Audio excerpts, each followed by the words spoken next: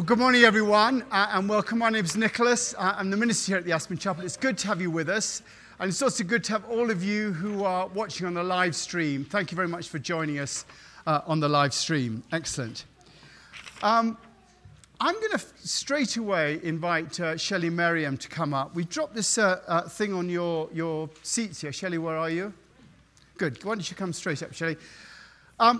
Because as you endlessly have said to you before, we're having our 50th anniversary celebration of the Aspen Chapel, and what we've dropped on your seats is really a part of how we're celebrating. Shelley, do you want just to give us a bit of an idea of what's going on?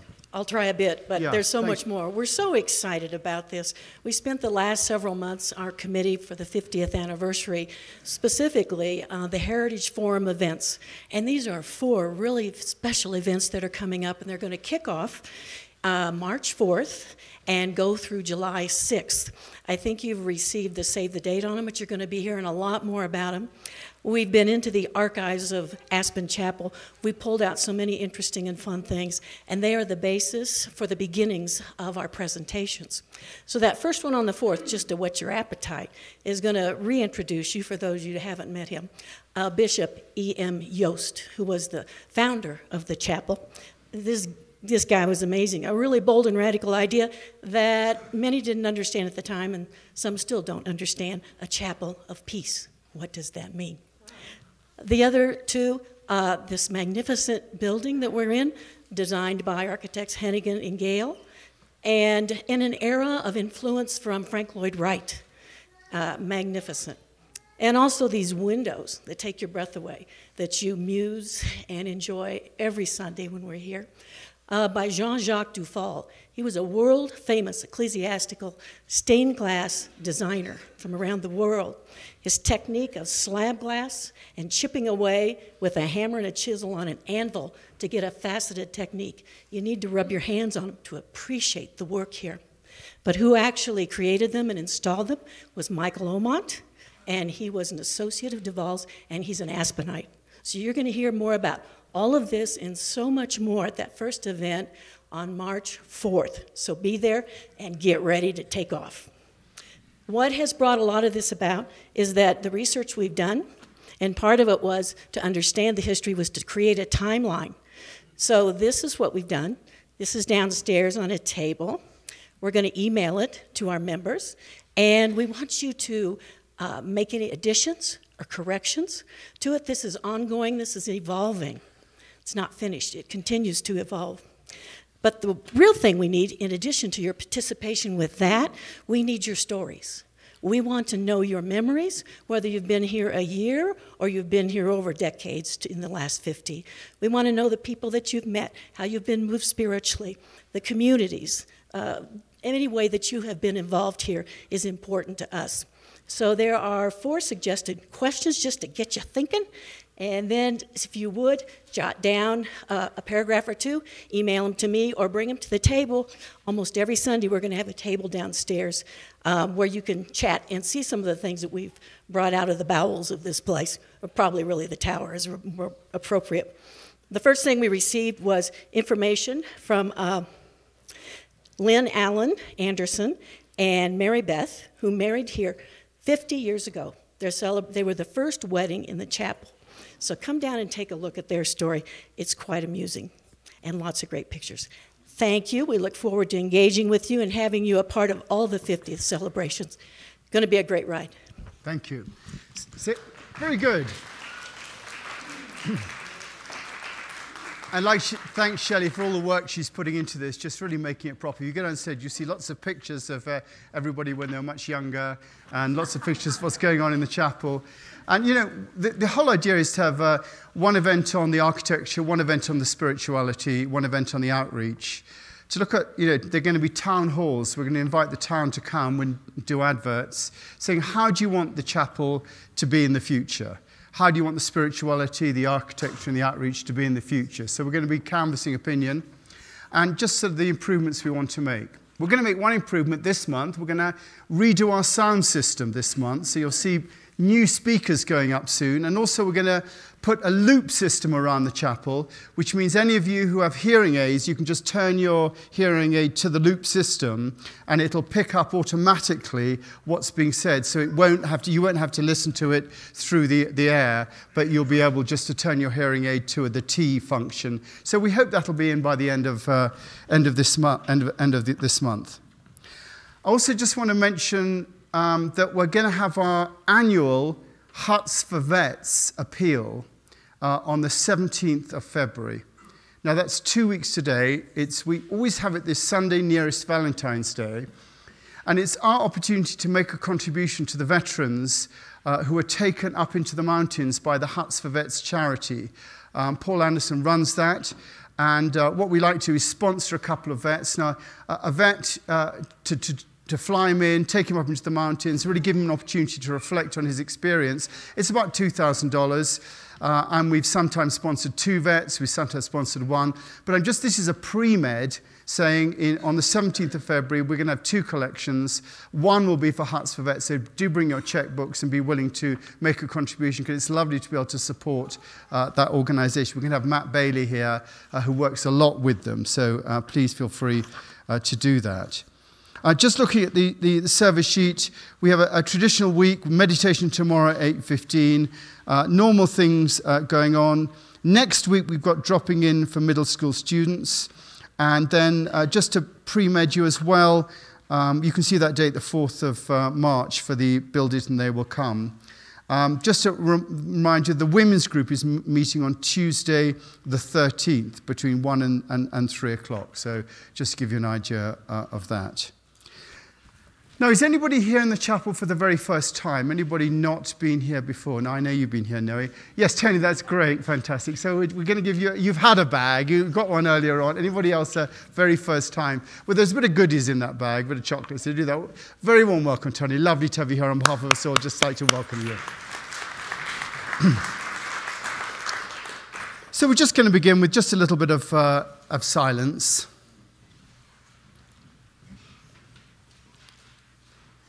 Just to gather ourselves together, gather our minds together and focus that. Gather our hearts together, our intention together, that during this short time, this hour, we'll be open to something touching us, something coming through, maybe something we hear, something we see, someone we talk to, that will just move us on a little bit in our journey. We just give this time to that, to each other, and to that spirit which upholds us all. Amen. So we've got Jan and JD here, which is absolutely fantastic. The music you heard coming in is their new album. I sound like a DJ here. Is their new album, and you'll hear the music again, but they're going to be playing some songs for us today. So do come up for your first song.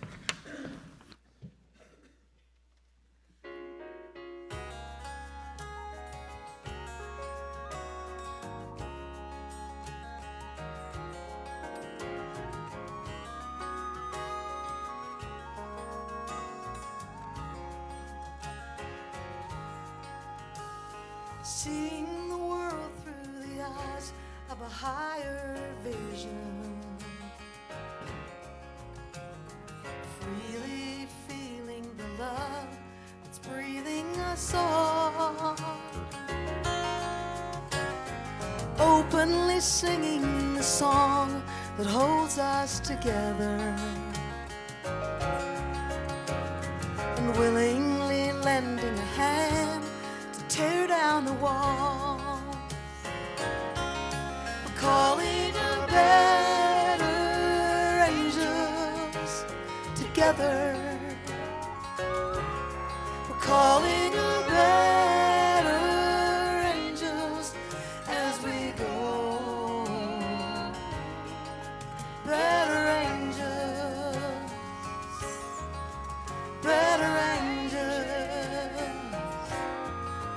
Better angels, calling on our better angels.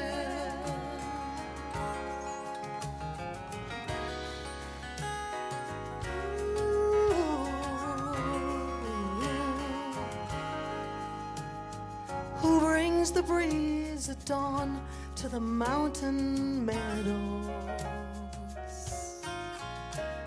And how do the wild grasses know how to grow? The essential invisible heart of all creation, living inside of us now, singing us home.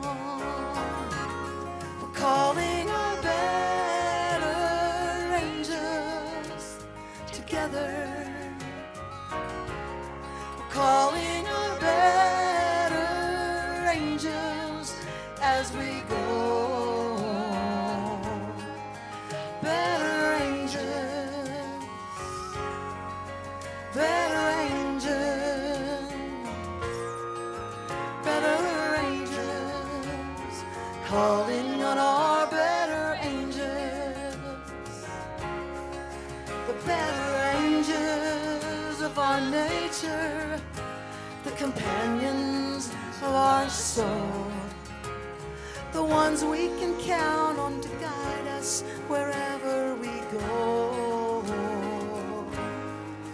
Though the dangers may be daunting, we know that we're not alone.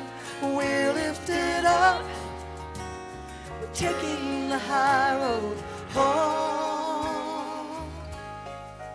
Better angels, better angels, better angels, we're calling on our better angels, better angels, better angels, better angels, calling on our better angels.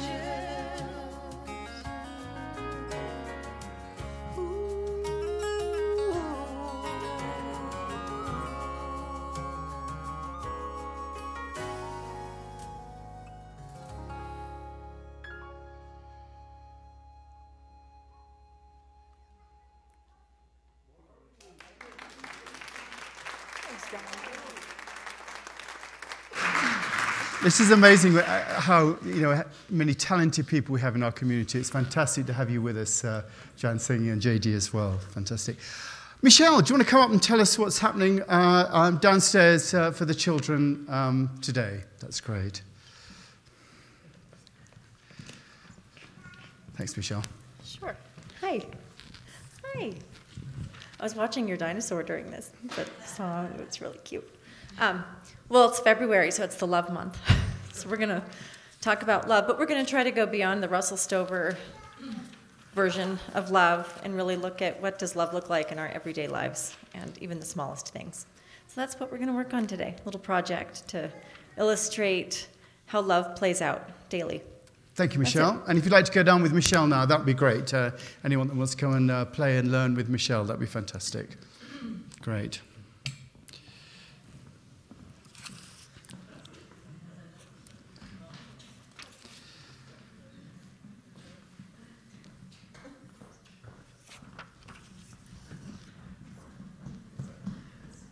Awful to be watched as you're going down. There's nothing you can do about it, I'm afraid.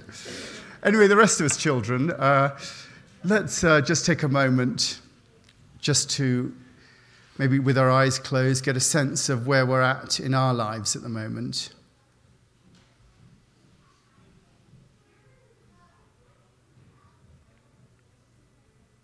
Things just change so often, things that we're grateful for at the moment. Things that are concerning us in our lives, things perhaps we're feeling we're not able to handle. Looking out at those around us who again may be struggling, and we feel concern for them.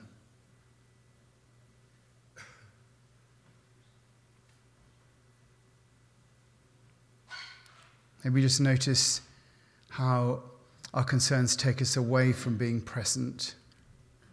maybe things that we brought into the chapel this morning that we're still thinking about, whether they be shopping lists, lunch cooking, or something more serious. And let's just decide to let that go.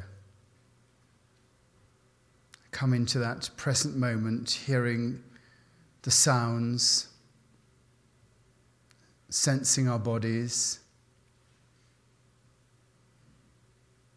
the atmosphere, people around us, being fully present. Maybe dropping down into our hearts and sensing our breath.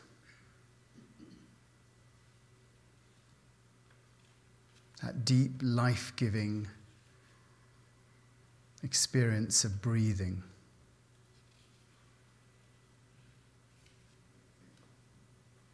The peace in our hearts that's always there. Remembering that it's there. Remember to bring together. O love divine, to whom all hearts are open,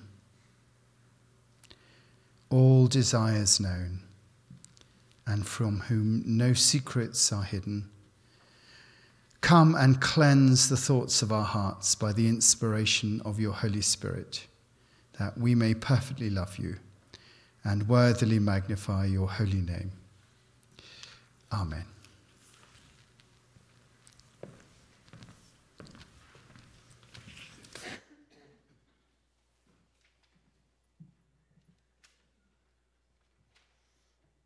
Thank you.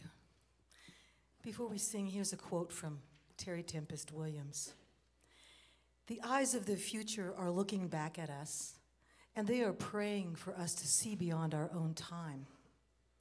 They are kneeling with hands clasped that we might act with restraint, that we might leave room for the life that is destined to come, to protect what is wild, to protect what is gentle. Perhaps the wilderness that we fear is the pause between our own heartbeats, the silent space that says we live only by grace. Wilderness lives by this same grace.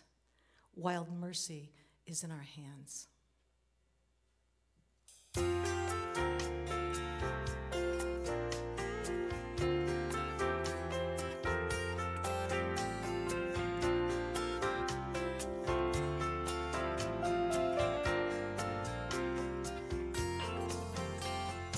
When in the course of human kindness it becomes clear the time has come to willingly set aside our blindness and see the world as one. Nobody here has yet forgotten all of the joys we've ever known, and following freely what we feel, we're finding our way home. Shine on,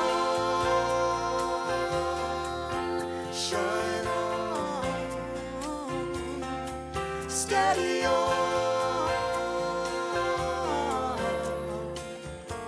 steady on. We the people come together, bringing the best of who we are. All we remember, tough and tender, leading with our hearts. The future is looking back with love, encouraging every step we take, guiding us through the darkest times and blessing us on our way. Shine on, shine on, shine on, steady on, steady on, shine on, shine on, shine on, steady on.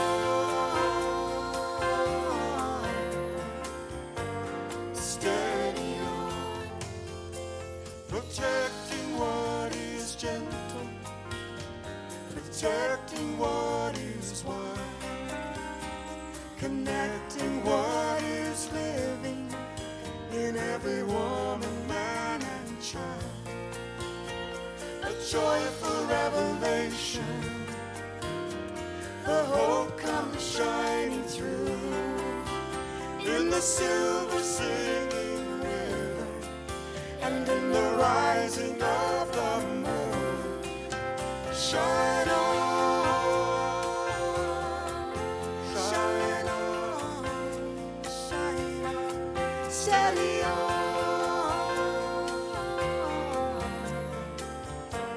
steady on.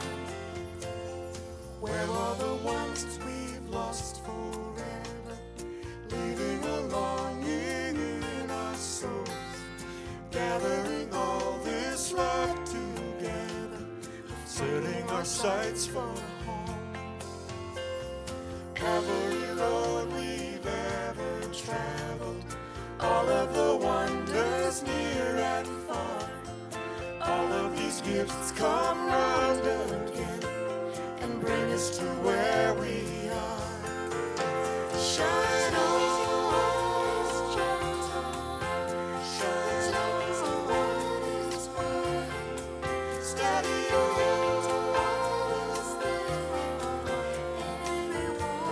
steady on. Shine on, shine on, shining through. Steady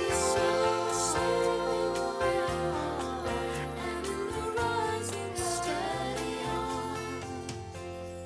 When in the course of human kindness it becomes clear the time has come,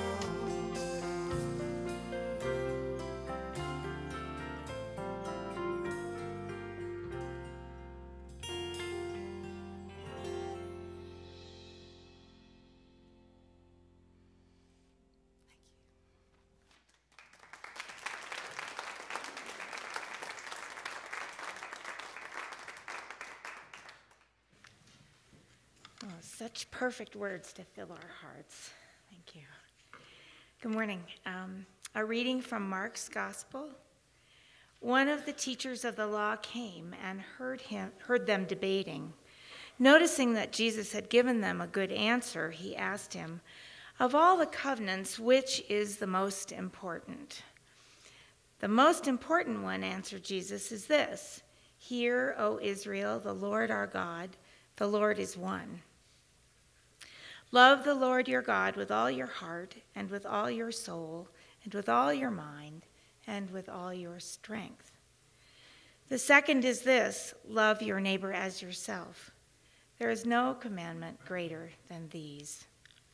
"Well said, teacher," the man replied. "You are right in saying that God is one and there is no other but him. To love him with all your heart, with all your understanding, and with all your strength, and to love your neighbor as yourself is more important than all burnt offerings and sacrifices." When Jesus saw that he had answered wisely, he said to him, "You are not far from the kingdom of God." And from then on, no one dared ask him any more questions. Thank you, Donna. Beautifully read.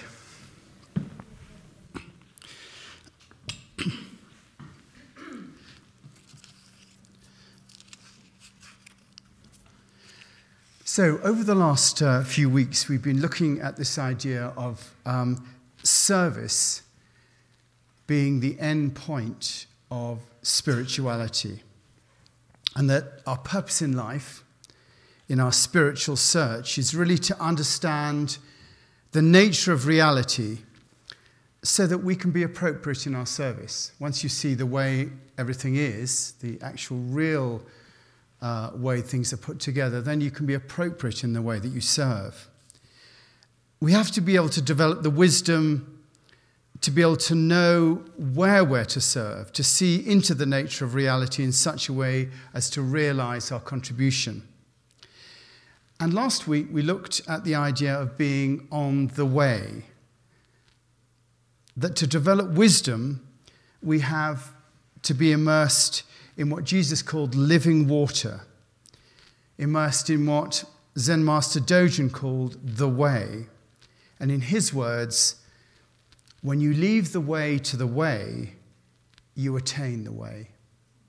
In other words, when you don't try to work out what's going on, but leave the universe to guide you, then you're truly on the way. And with that realization comes an understanding that we don't have to work it all out. That we don't have to have the aim of getting enlightened or becoming better in any way. That we are whole and complete as we are. And that all we have to do is to be ourselves. That all we have to do is to keep on keeping on. We have to keep on under the understanding that we've already arrived where we should be. Winston Churchill's famous acronym during the war, KBO, keep buggering on. And for those of you who say that you don't understand, he was enlightened, you see. For those of you that don't understand, I'm just suggesting that you try to stop trying to understand and realize that if you're able to take this radical step of acceptance, that you'll immediately experience an enlightenment in that everything will feel a lot lighter with nothing to strive for. And it has been a bit complicated, some of this stuff, over the last few weeks. So after I've spoken, I'm just going to give you an opportunity to come back to me with any questions or thoughts that you've got about what we've been talking about, just to give you that opportunity. So I'm pre-medding you on that now, just to say if you... Because when I say just at the last minute, any questions? Sort of silence. Now, the key to all of this is realizing that this stance of radical acceptance is actually arriving at the point of love. This radical acceptance, when you get to that, it's arriving at the point of love. And remember I came up with, we had that definition of love is giving with no expectation of return. Love is giving with no expectation of return. You give for the sake of giving, not to control or manipulate a result. No striving for gain in the process of living. And you can take that to the very deepest level with the idea of acting in our lives with no expectation of a result. No attachment to an outcome. Acting in our lives with no attachment to an outcome. When you do that, when you act with no attachment to an outcome, you're really loving the universe. Your life becomes an act of love to the universe, an act of love to your very life, because you're not doing things for an expectation of return. You're doing things for the sake of doing it. As it says in the Tao Te Ching, do your work, then step back. That is the path to serenity. That's not to say that we don't try hard at all things, just that we're not attached to the outcome. So our effort is truly offered in the spirit of love. I love that famous Anglican prayer, to give, and not to count the cost, to fight and not to heed the wounds, to toil and not to seek for rest, to labor and not to ask for any reward, save of knowing that we do your will. That's the essence of this idea of giving with no expectation of return, of actually loving into our lives fully.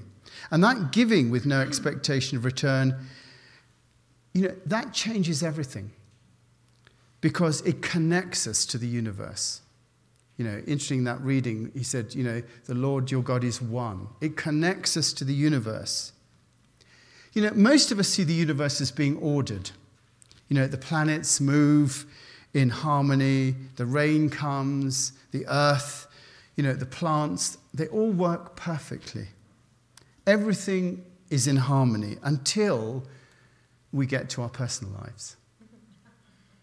Everything works in harmony until we get to our personal lives. Then we experience chaos, illness, war, loss, bankruptcy. It seems, I think, that the world works right up to the point that's most crucial to us, which is really what goes on in our own lives. How come that an order in the universe doesn't come into the way that we think and feel? It sort of stops here. And it's that experience that makes us feel separate from the universe. We feel separate. But by acting with no expectation of return, if we act with no expectation of return, by acting out of love of our lives and out of love of the universe, we're suddenly talking the same language as the universe. Because the language of the universe is love. The universe is ordered through love. It was created out of an act of love, a gift with no expectation of return, as were we, our lives. We were born, given our lives with no expectation of a return. So to enter into the order of the universe, we have to order ourselves in the same way that the universe is ordered. And that is the ordering of love. By giving with no expectation of return, we enter into a deep relationship with the universe and acknowledge our part within it. This loving stance is predicated on the fact, as Jesus mentioned, that there is no separation between us and the universe. It is a non-dual relationship. In fact, it's not even a relationship, as we are the universe. We and the universe are, in fact, one.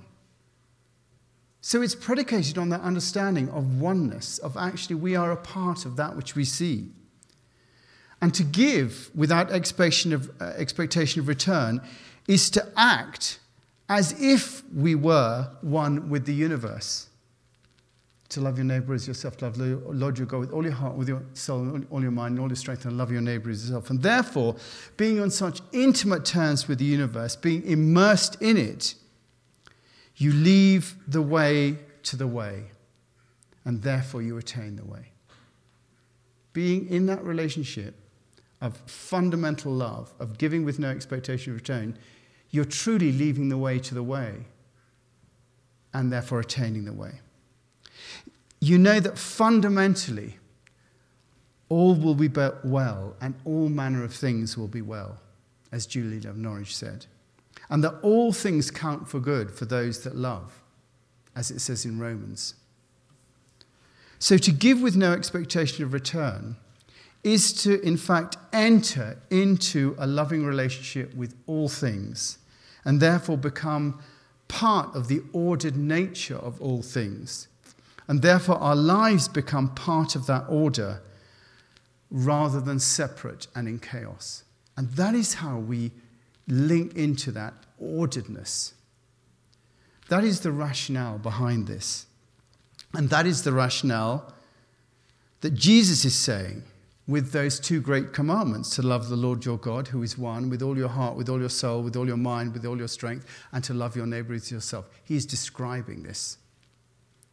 And the way you go about doing it is very simple. You act without attachment to the outcome. You cast your bread upon the waters, for thou shalt find it after many days, as it says in Ecclesiastes. That's the sort of way that it works. And it is a stance that affects everything. It is a stance that affects everything. Your relationships, in that you give without expectation of return, without trying to manipulate or control, which most of us do try and do in our relationships. It means that you are not doing things so that something else will happen. You are doing things and then not being attached to the outcome. It affects your work, your attitude to money, to health, to everything. With the will of the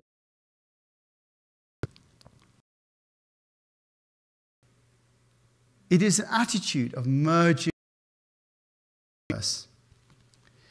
You know, we often think that love is really just about being nice to somebody or looking after them or supporting them, with the emphasis being on them. You know, it's personal.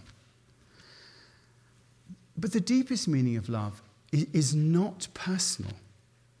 It is universal. To give to the universe with no expectation of return. To offer our actions on the altar of life. And, you know, to do that, you have to be mindful. Mindful of your expectations. Mindful of your attachment to outcomes. You know, like me doing this. You know, if I'm doing this stuff here, with an expectation of result, that you'll come back next week, or that you'll participate more in the chapel, or that you'll change your life, that you'll give more time or more talent or more treasure, then I'm not giving this in love. It's given in exchange. It's a bargain. You know, it's a business transaction between us with a calculated expectation of a return. I just have to give it with no expectation of return. I have to be prepared that it might not work out, that I may not keep this job, you know, that I may have to go back to England. You know, I have to really, you know, seriously, in what I do in this, have all that there. Because, you know, particularly in this job, you just, you know, it's so, you just want to manipulate people to really want to feel great about being here. They'll come back, they'll give, you know, it's pretty heavy, you know, what goes on the sort of in churches and chapels and things like that. You know what? But to give in love is literally just to give with no expectation. And it's something just you have to be aware of. And, you know, I have to hold it lightly. You have to hold it lightly. But as we act more with no expectation of return, the thing is the burden of our expectations begin to lift. And we begin to feel lighter. That is what it's about. Because you can't do it so you feel lighter. You know, that may be the outcome, but otherwise you're bargaining again. You have to really do it with no expectation. And you know, obviously, you practice all this in meditation. This is all just a big advert for meditation, not every Sunday really, but you do practice this in meditation. As Zen Master Dogen says, you do this by sitting, which severs the root of thinking and blocks access to the road of intellectual understanding. When you're sitting, you are practicing loving the universe by sitting with no expectation of return. That is the true meditative stance, to sit with no expectation of return. Meister Eckhart, wanting for nothing, willing nothing, and knowing nothing. You're not staying with your breath because you want to get enlightened or to change in any way. You sit with the breath as an act of love of the universe with no expectation of return. You are literally practicing loving. And when you take that out into your life and you practice it day to day, you know, you take it out and you practice it day to day as events happen. That's not to say that when you do this, you leave your mind on the meditation hall door. You don't leave your mind in meditation. You have to bring your mind with you. This is not saying you don't need your mind. You don't leave it. And once your mind begins to free itself from attachment to outcomes, once that happens, the mind begins to trust the heart. And your mind becomes the rudder of your life rather than the steering wheel. Your mind becomes the rudder of your life. Analogy is different. If you want to take this analogy a bit further, it's like being in a sailing boat with no engine. Your life is driven by the wind in the idea of your kingdom come, your will be done. You allow yourself to be taken, but you use your mind as the rudder to stay close to the wind and to tack when you need to. Your mind has to be in there. The idea that wisdom is knowledge informed by love. Love becomes the driver of the wisdom, and knowledge the way that we steer it through. Sort of. You get the idea. I mean, it is being taken. And so our life becomes that work of art in pursuit of wisdom. Art is defined as a skill as a result of learning or practice. And so we're practicing the art of loving in our lives. The art of giving with no expectation of return. So, anybody got any thoughts or questions about this subject? Well, we've been having it for a few weeks now. It could be anything from past weeks or anything. Anyone like to make a point or ask a question?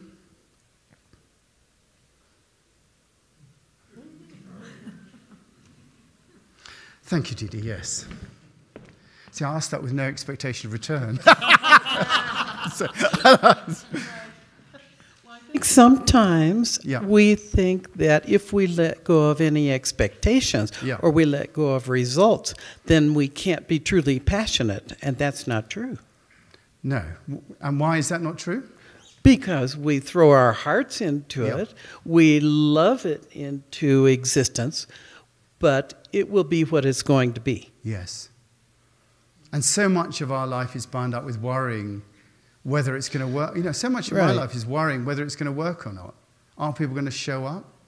What's going to happen? Right. Great. Thank you, Didi. Excellent. Lou, yes. Thank you. Well, I'd like your feedback on this. Yeah. My thought and feeling for a while has been that this thing that I've called God is really the energy of love or the life force. Yeah. And so I'm wondering what your thoughts are about that. I'm very glad you asked me that question, because the book that I've got coming out this year is called Living the Life Force. But yes, I feel that at the essence, that is that is what it is. The image that I had, that I did send to my publisher that they didn't want to use, but the image is of a surfer on a wave. In that there is something that is there, that is, there's obviously a life force, because, we're here. There's been a big bang, all the planets and stuff and life, and you just see it in the plants growing and us, we're appearing. There is obviously a life force. And the question then is that life force, it obviously is within us. And the question then is, how do you cooperate with that? How do you enable yourself? And what I'm really saying is you enable yourself just by becoming part of the wave. Not even the surfer on the wave. You are the wave. That lovely phrase, you are the universe made conscious of itself. And you become the tip of the wave. You become those last bit. And you are the wave seeing yourself as it crashes to the ground. And often we see ourselves crash, but we don't realize we are going to go up to the beach.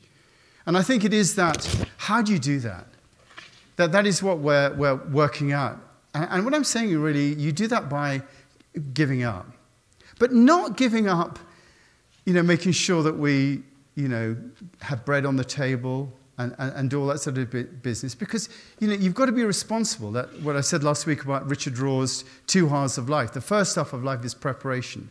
To prepare yourself to be able to live that life of giving with no expectation of return. And it's a privilege to get into that place to be able to do it. But you have to prepare yourself.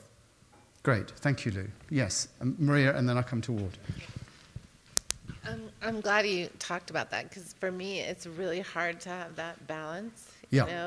Because, like I said to someone, God helps those who help themselves, which I know is a huge controversy, because I do believe that the life force, and if we let go, does show us the way. Yeah. But then there is a time when maybe we need to pay attention more, or feel, I guess, through meditation more what is the way, or letting go. You know, that balance is really difficult for me.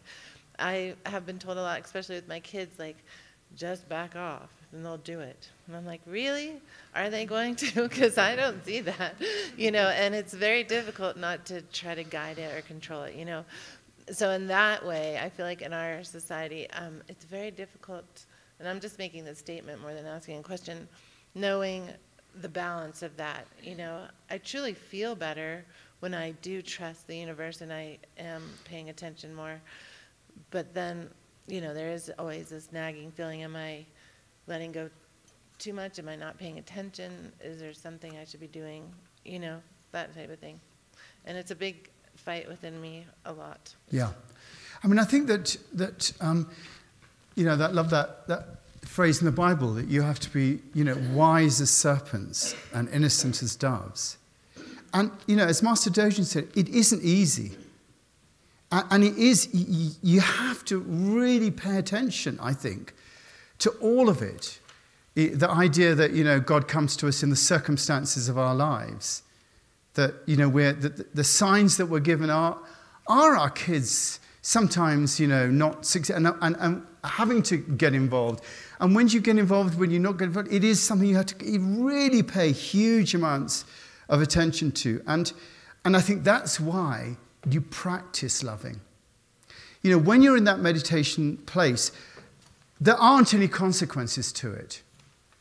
You are simply giving with but watching yourself giving with no expectation of return. Because most of the time, even in meditation, you're saying, well, I'm going to do this, I'm going to be much clearer afterwards, or I'm going to get enlightened, or I'm going to do this, or I'm going to do that.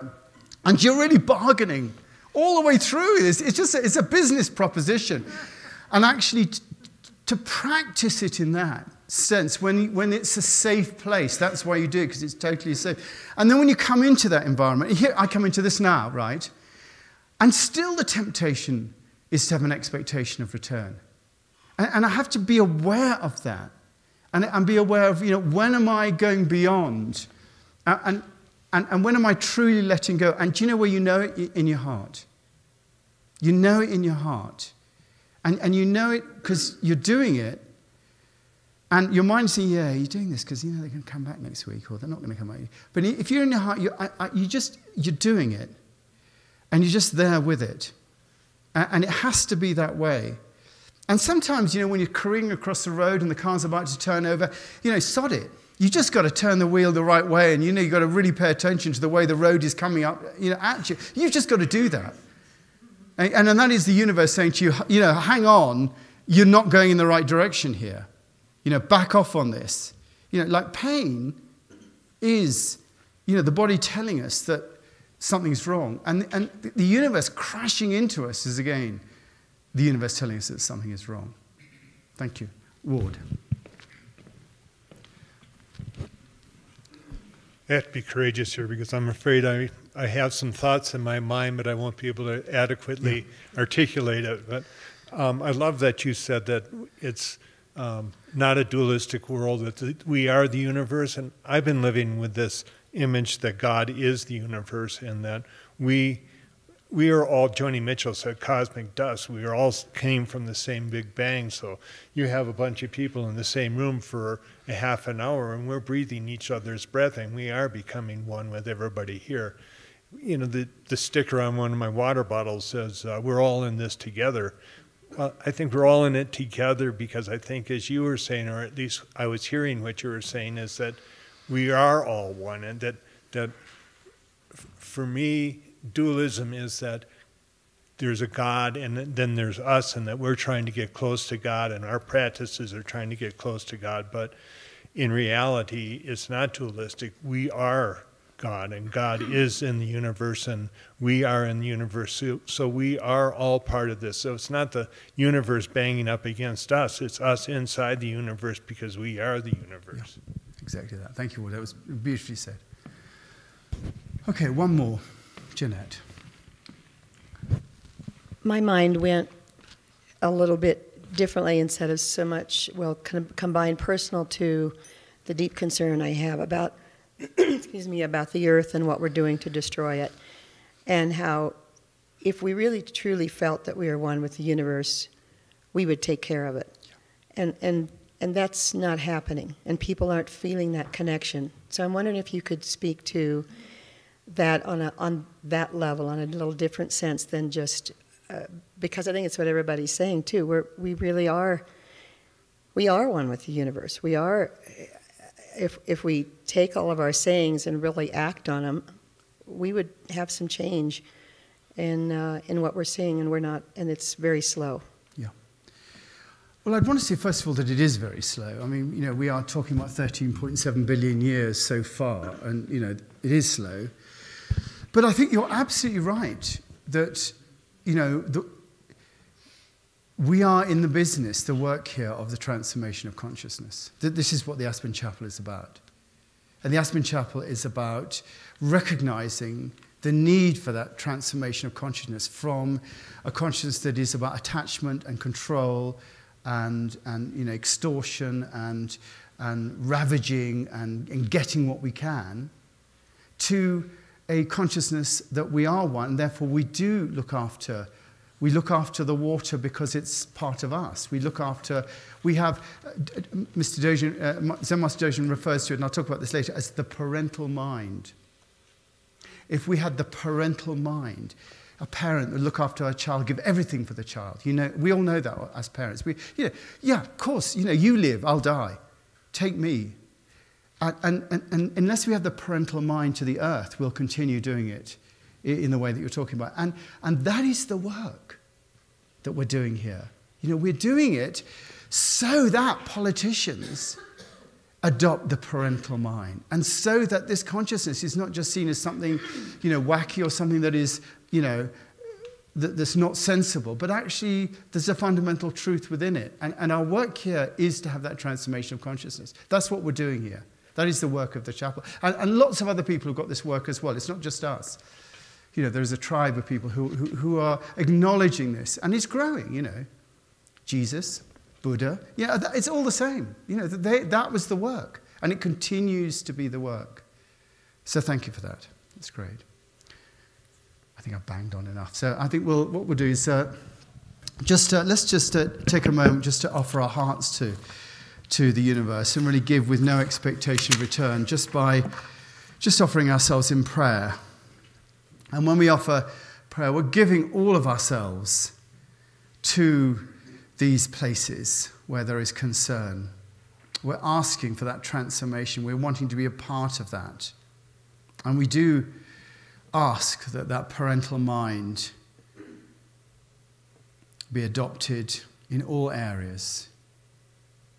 In work, in relationships, in families, in politics, to the environment, that our world becomes a kinder and more loving place.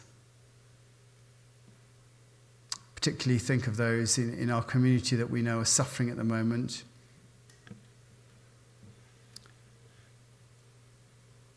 Continue to pray for Erin and Tommy Hessert with their premature baby who's doing well in that New York hospital. Particularly pray for Mimi Schlumberger, who's battling with cancer. I know Mimi's watching at the moment, Mimi, so our hearts do go out to you, and we love you. Pray for Annie Teague. Continue to remember the family and friends of Arin Truk. And also we pray for all those who've recently been bereaved, struggling with loss, difficulty, families, trying to make sense of things that just don't make sense. We offer our hearts to all of them. Amen. So we're going to invite Jan and JD to weave their magic with no expectation of return, that you will open your wallets into the collection, and invite a collection to come around now with our offertory, and you hear from Jan and JD for our last song.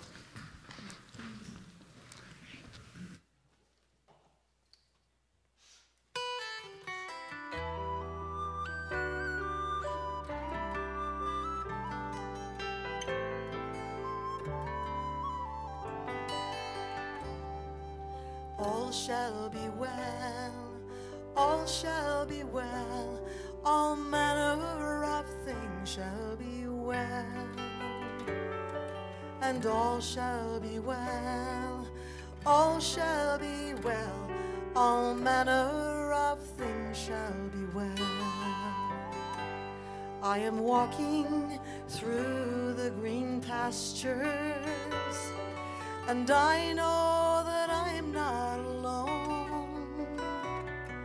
The song of the meadowlark sings to my soul, tenderly calling me home. And all shall be well, all shall be well, all manner of things shall be well, and all shall be well, all shall be well, all manner of things shall be well.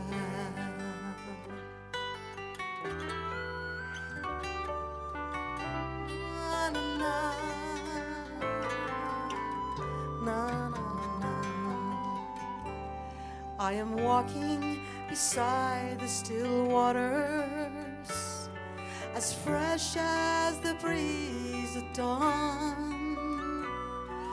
The voice of my ancestors whispering, giving me the strength to carry on. And all shall be well, all shall be well, all manner of things shall be well, and all shall be well, all shall be well, all manner of things shall be well. Surely goodness and mercy will follow, and love will be leading the way. Every shadow will shine in the fullness of time, and bloom in the hearts of the brave. And all shall be well, all shall be well, all manner of things shall be well,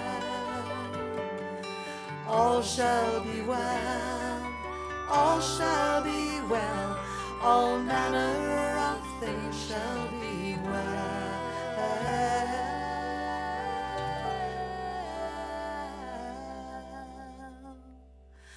All manner of things shall be well.